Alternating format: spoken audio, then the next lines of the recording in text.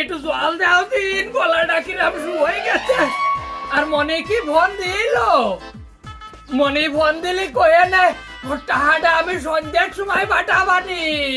আমি একটা নতুন প্রজেক্ট ধরেছি, ওই প্রজেক্টের টাকাটা বালি মনির ম্যাচ ভাড়ার টাকাটা আগে পাঠাই নবানি।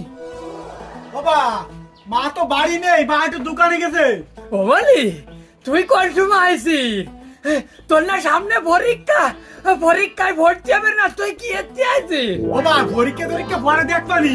আজকে আমার জীবনে একটা বিশেষ দিন। চলো তোমার একটা নিয়ে যাচ্ছি আমি। কলে নিয়ে যাবি? চলো আমার সাথে। চল তাহলে। বাবা চলো।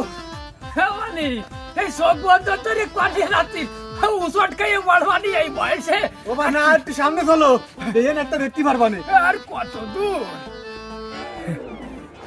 এ বলি এই এত বেলুন দিয়ে সাজাইছিস, চারিদিকে প্যান্ডেল করেছিস, কেক নিয়ে আসছিস, কেকতে কি আরবি বলি? বাবা, আজকে তোমার জন্মদিন আর আমার জীবনের সব থেকে খুশির দিন। মনি রে, 70 বছর বয়স হয়ে গেছে আমার, এখন আর কষ্টের কাজ করতে পারি না।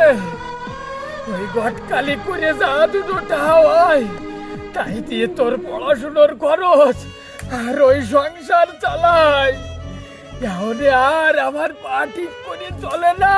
আসলে বাবা, ছোটবেলাতে সংসারের বোঝা টানতে টানতে আমি আমি ভুলেই গেছি যে আমার জন্মদিন কত তারিখে।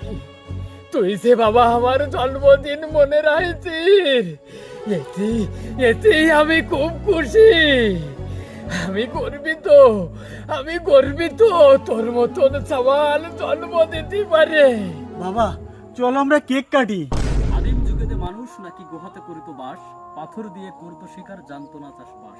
এখন মানুষ সভ্য, দিচ্ছে পারিছাদ মঙ্গলে, কিন্তু বাবা মাকে রাখছে তারা বৃদ্ধাশ্রমের ঘরে। তো সুপ্রিয় দর্শক, বাবা মা আমাদের কাছে খুব বেশি কিছু চায় না। আমাদের প্রত্যেকটা সন্তানের উচিত বাবা মার এই ছোট ছোট সুখের মুহূর্তগুলো তাদের সামনে উপস্থাপন করার। ঠিক বলেছো দাদা। হ্যাঁ, এটাই ঠিক। আমাদের সবসময় উচিত আমাদের বাবা মাদের খুশি রাখার। তো তোরা সবাই আয়, আজকে পরিতোষের জন্মদিন আমরা সেলিব্রেট করি। জগতে উঠছে আমাদের দুই ভাই বন্ধু, যেখানে সেখানে কোনো খাবি চেয়ারম্যান দেবাশিসের নেতৃত্বে অদম্য দল গড়ি। শুভঞ্জন দীপ দৌড় শাওন সবার হাসির হিরো, ভিডিও কাট এডিটিং জ্বর সবাই তোলো স্টাইল জিরো, ডিরেক্টরের রনি প্লরে আগে ভেঞ্চার বেড়েছে ডোজ, ক্যামেরার সামনে সবাই সেরা, লাইক আর শেয়ারে বন্যা হোক, কন্টেন্টের জল